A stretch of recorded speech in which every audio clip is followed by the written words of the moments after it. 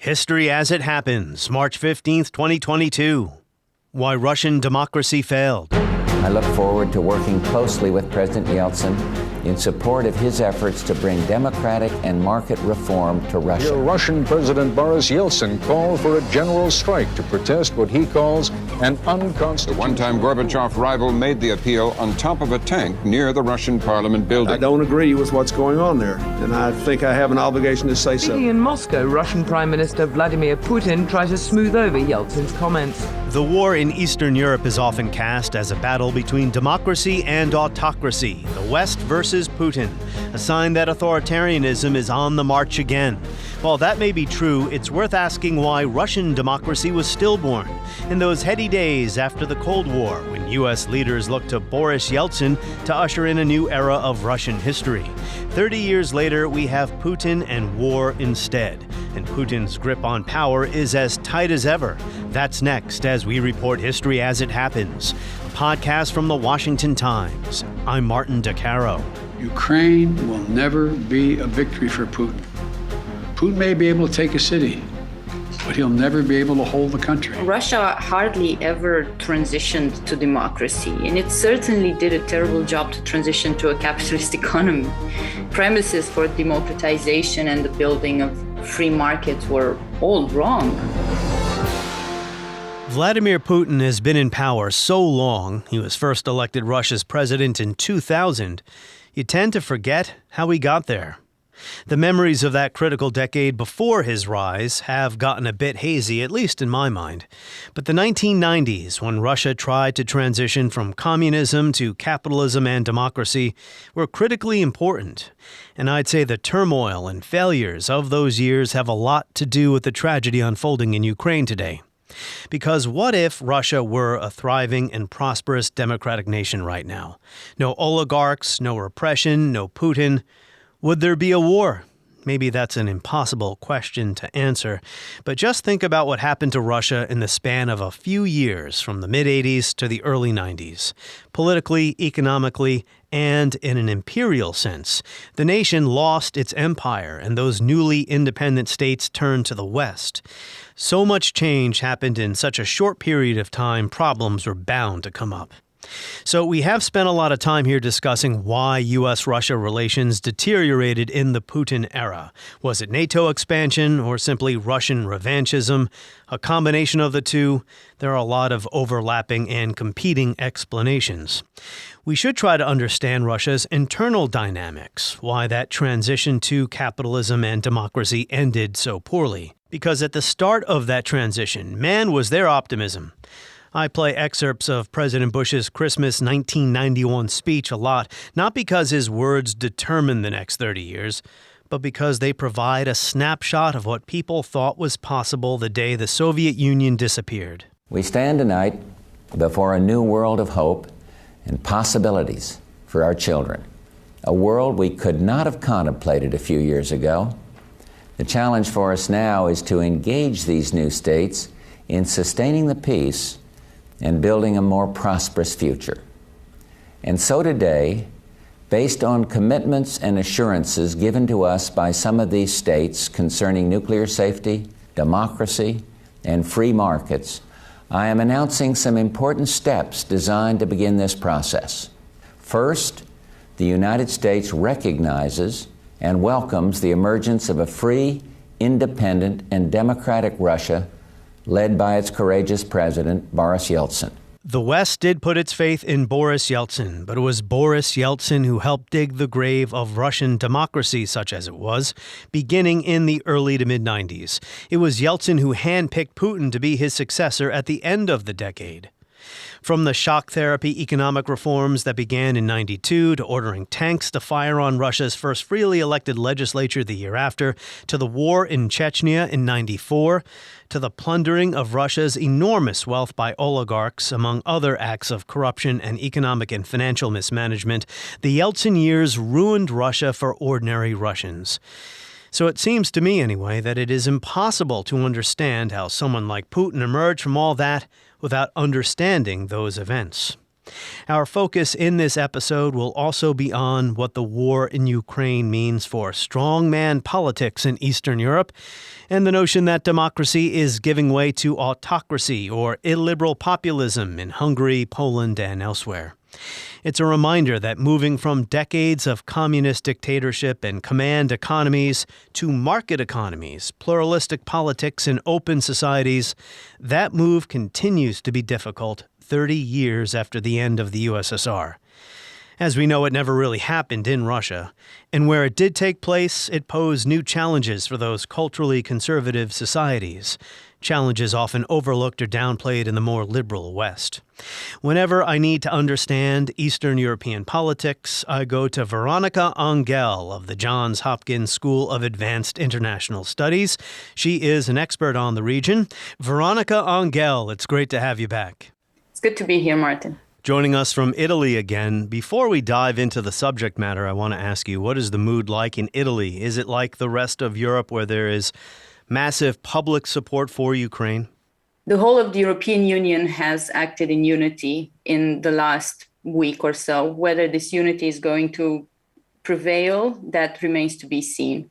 Italy has done its part, but probably it hasn't been one of the most active respondents to the humanitarian crisis, as have the other countries, and particularly the countries of Central and Eastern Europe, which we did not expect to see happening. Speaking of refugees, I take it. Accepting refugees? Yes. How about the ordinary Italian on the street? I mean, it seems like everybody across the world is in solidarity with Ukraine, if you will. Well, I would say that at the personal level, I can feel that the level of anxiety is pretty high. Everybody is waiting to see what's going to happen next. Everyone is trying to pull their weight and participate somehow. There are a lot of volunteers offering their support to the Red Cross, to the people coming here. You know, Italy has one of the biggest diasporas for Ukrainians, along with Germany and the Polish. And we expect to have significant waves of refugees coming in the next week. I did not know that about Italy. Thank you. So let's begin with an issue that you dedicate your research to, the progress or regress of democratic institutions and norms in Eastern Europe. According to a new report from Freedom House, just 1 in 5 people now live in countries designated as free. That's worldwide, down from nearly 1 in 2 in 2005. So this debate is back. Maybe it never went away. Is democracy losing ground to autocracy or illiberalism? Is the war in Eastern Europe really a war between those two systems? You have argued that it is too simplistic to view it that way, but clearly Russia is not a democracy and Ukraine is trying to become one. So I'm just curious as to what's going through your mind as you watch all of this unravel. Well, the debate itself will absolutely continue, and it has to continue.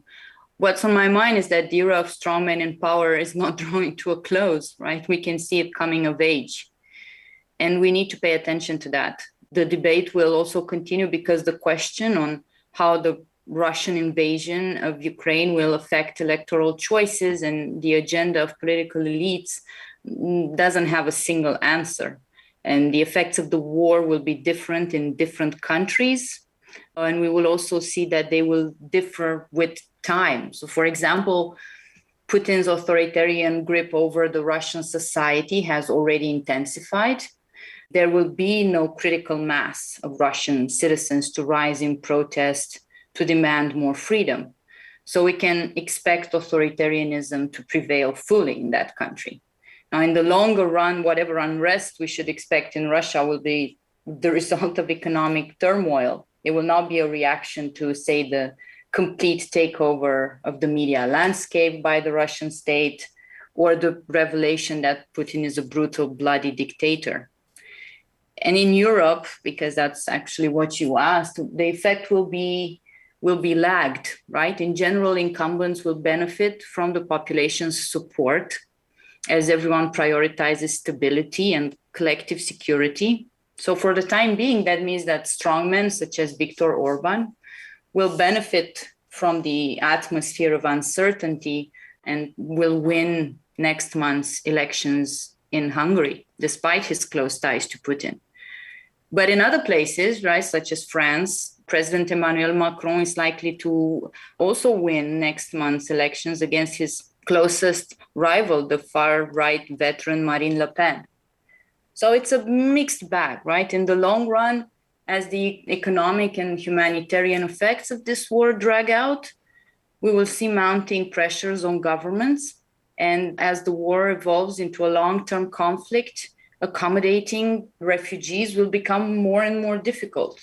So great points, because right now, as you mentioned at the top, the EU is united. The shock of the war brought everyone together. But as this plays out, as the war drags on potentially for months, as the spillover effect drags on for potentially years, right? Refugees, economic turmoil. You mentioned Orban. That was our very first conversation last year, the first time you were on the podcast. Recently, he has stepped back a bit from his relationship with Putin. What's going on there? Well, the government will continue to side with the EU on such obvious issues as condemning the invasion. And this is in line with the preferences of the Hungarian population. And Orban, on the other hand, will probably resist suspending collaboration with Russia in other economic areas. They're building 2 nuclear reactors in a place called Pech, where one of his closest oligarch collaborators is one of the main subcontractors. There are others who have joint ventures with Russian firms to produce railway carriages. But the contradictions of Orban's strategies will become more evident as the war progresses, because Orban's approach to Russia was opportunistic, and his strategic ideological rapprochement with an authoritarian regime was meant to improve his standing with conservatives at home and create unease in Brussels, but these are no longer sustainable at the same rate. There were worries whether Orban would be on board over Ukraine and sanctions. And he doesn't use the same heavy rhetoric as everyone else, but he will try to use this situation opportunistically as well to improve his position in Europe. We have to remember one thing, that just as Russia invaded Ukraine, the European Court of Justice had just ruled in favor of a mechanism to cut billions in aid for members who go against the rule of law. As you can imagine, the European Commission hasn't actually moved in on that. This may not be the best time. The EU solidarity prevails. Was that going to affect Hungary, that rule of law issue?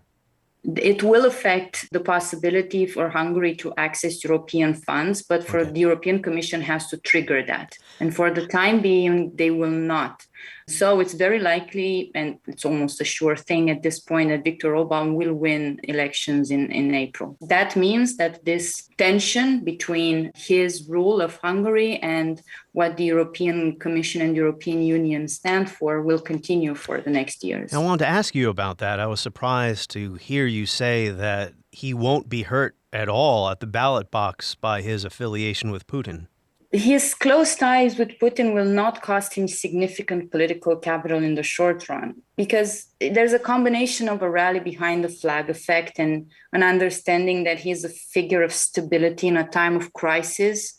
And this offsets the negative implications of his regime's dealings with Russian businesses and politicians.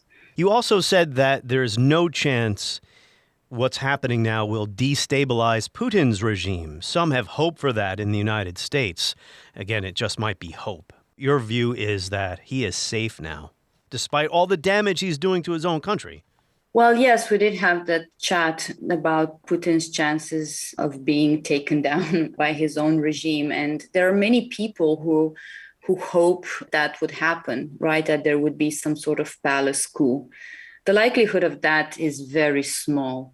Putin's regime and the way that Russia is being led is very different than what we can imagine a country to be governed. We don't fully understand how it works, but what we know for certain is that the connections between the oligarchs, the army, the security services, the politicians are very strong. They have been together in running this country for a very long period of time. These connections even precede Putin, and they go back to Yeltsin. And they are rooted in the way Russia transitioned to what very few people have called democracy in the last years. That being said, the point of these sanctions is to destabilize the system that Putin has secured for the last years. That's really something, considering how poorly, from Russia's point of view, the war is going. They thought it would be a walkover. I'm glad you raised those issues because in any dictatorship or authoritarian system, the leader does not lead alone. As a practical matter, no one person is capable of making every single decision. There are bureaucracies, there are political parties, there are, in this case, oligarchs, there is the military. There are all these pillars of power that support a dictator who, in the end, is the most important person, but it is much more complicated than that, even in the Stalin and Hitler dictatorships. If you have anything to add to that.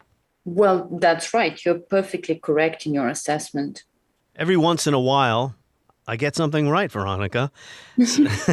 You mentioned before Yeltsin. You must be reading my mind because that's where I was going to take the conversation next. Russia's turn away from democracy in the early 1990s. I think that's really important here when we try to understand why U.S.-Russian relations have deteriorated so badly. Yeltsin is often overlooked, at least in my own mind. I kind of skip from Gorbachev to Putin when I think of Russian history post-Cold War. So it's hard to know exactly where to begin. Where would you begin when it comes to Yeltsin and the end of Russian democracy and the move towards what many call oligarchy or kleptocracy? I would even go further than that. Russia hardly ever transitioned to democracy, and it certainly did a terrible job to transition to a capitalist economy. Premises for democratization and the building of free markets were all wrong. So you mentioned Gorbachev. In 1991, he resigned his post as president of the Soviet Union, and he acknowledged Boris Yeltsin as president of the newly independent Russian state. And that is somehow formally understood as a transition to democracy. But democracy and building the democratic institutions require much more than a formal assessment, right? So Yeltsin had his greatest moment as he stood triumphantly on a tank outside the parliament in defense of Gorbachev and democracy against the coup from hardliners, from communist hardliners. But 91. Yes, that was in 91. We all know that photo of him and the speech. But by 93, the struggles between him and parliament turned him to use the military to suppress the members of the Supreme Soviet that was holed up in the parliament. That was in 93, right? You know, this was a period of a lot of turmoil in Russia. And Yeltsin's first term as president saw a strong drop in the standard of living, a marked decline in life expectancy, increased in social inequality. The way that they decided to transition, as most communist countries, to a capitalist economy really hurt the Russian population. It's called shock therapy, right? Right. Shock therapy led to the national income and industrial production in Russia to fall to about half their levels in 1990 by 1995, right? So most state industry was sold to this handful of very dubious financiers who became the oligarchs that we talk about today. So they really rushed privatization to create a class of property owners, right? The accumulation of national capital. But even in his memoirs, called The Midnight Diaries, Yeltsin acknowledges that the rise of these oligarchs also meant the rise of corruption and theft.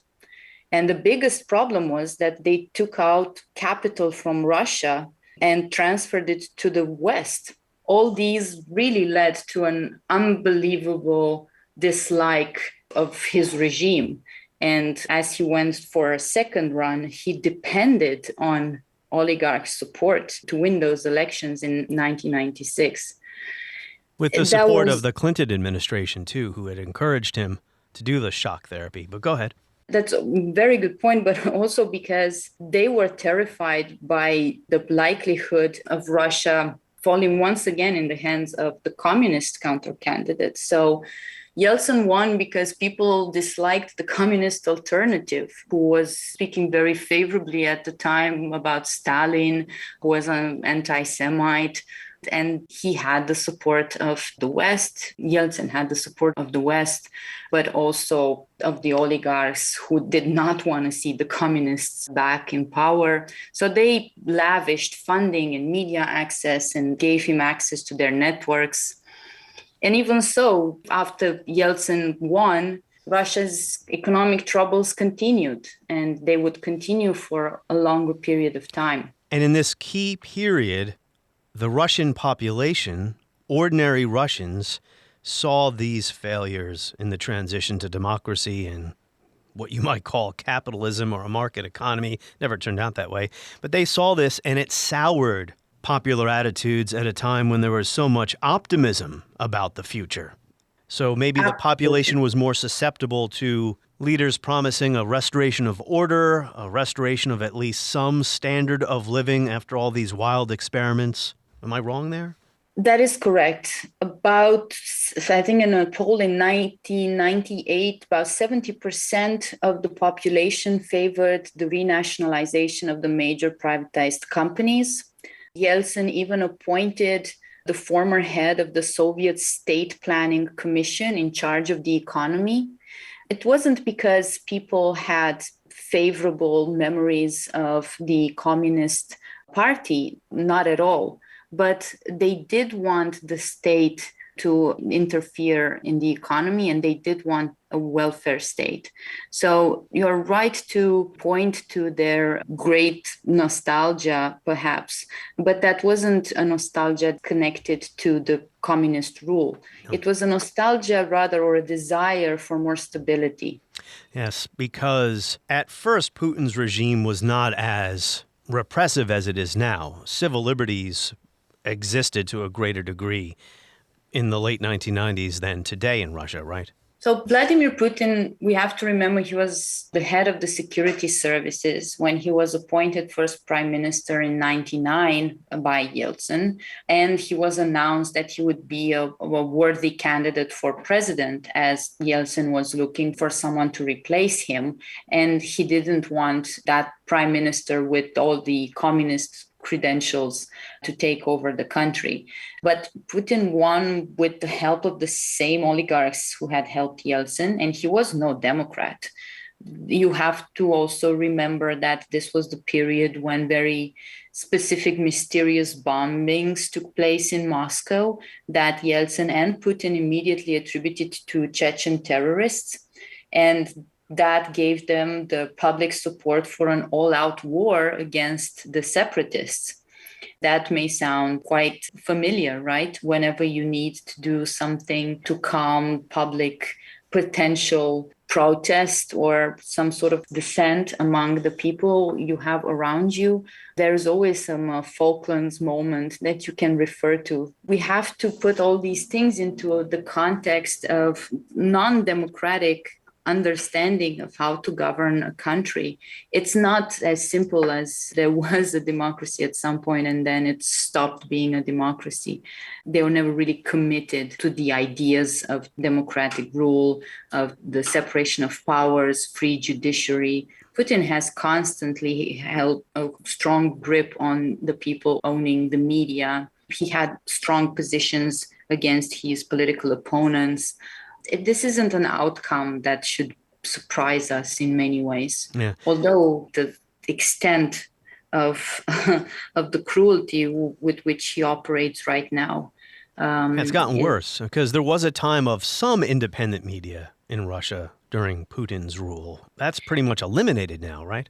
Well, if we listen to the news these days and we hear that the final free channel or independent channel was shut down today, that tells us something about how much independence media has if there was just one left. And there isn't really a reason for optimism that there is an opposition, a strong opposition to Putin right now.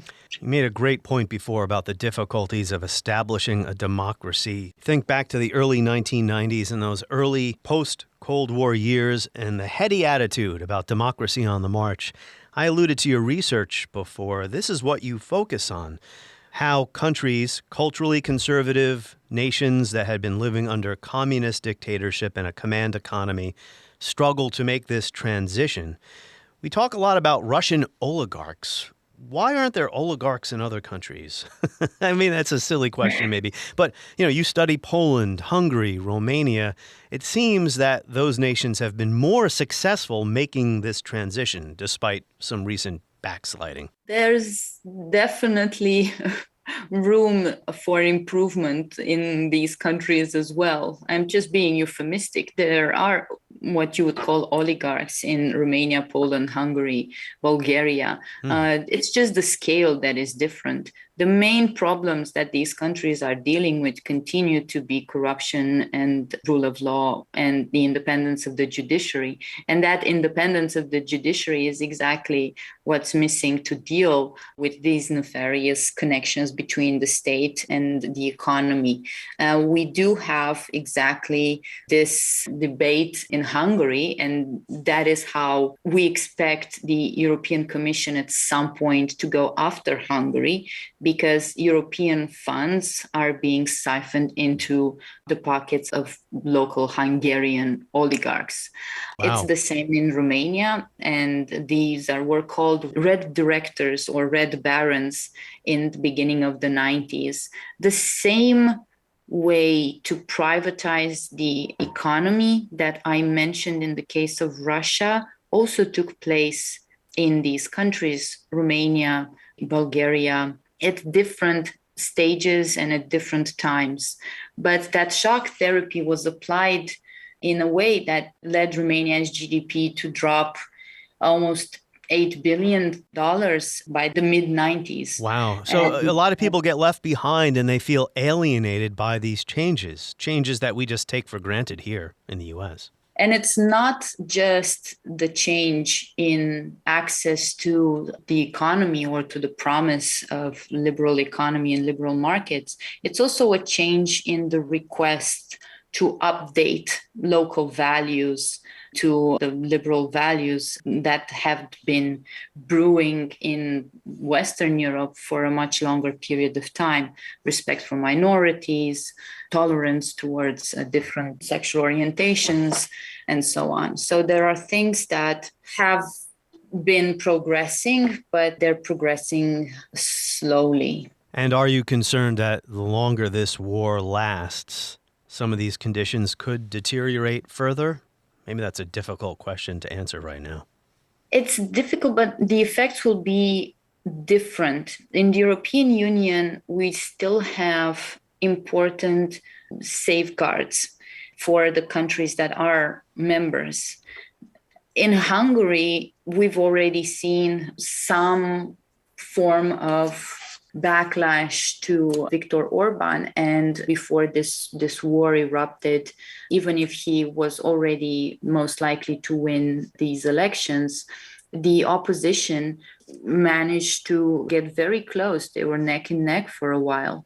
And in Poland, it's the same. The population is divided when it comes to embracing this sort of values. The effect of the war is going to be difficult to trace, but we might consider, building on previous literature of what happens in these moments, that people will rally behind incumbents right now, as I had mentioned, but in the long run, seeing what an authoritarian regime looks like and what they are capable of could create different kinds of solidarities in the EU. That might lead to a convergence of values away from nationalism, nativism, outgroup hostility, and so on. I think that's a good place to wrap up. I was just thinking as I was listening to you, when things seem really dark, suddenly it could change. If Russia's war fails and Putin gets a really bloody nose and his country's economy bottoms out, if it hasn't already, because of all these sanctions, it might discredit, to some degree, that style of rule and that type of behavior on the international scene. I hope you're right, but I think rhetoric will be very important right now. And there are moments when strategic communication and sticking to these messages that speak truth, right? Sometimes speak truth to power is very important. Absolutely. It's why dictators control the press. For such rule to be sustained requires lies instead of the truth. Veronica Anghel, you're always welcome here. On the next episode of History as It Happens, is another Cold War coming? Mr. Gorbachev, tear down this wall. We'll speak to historian Mary Elise Sarati, expert on the post-Cold War international order, about why she believes Russia's war on Ukraine will usher in a dark new period. That's next when we report History as It Happens, a podcast from the Washington Times.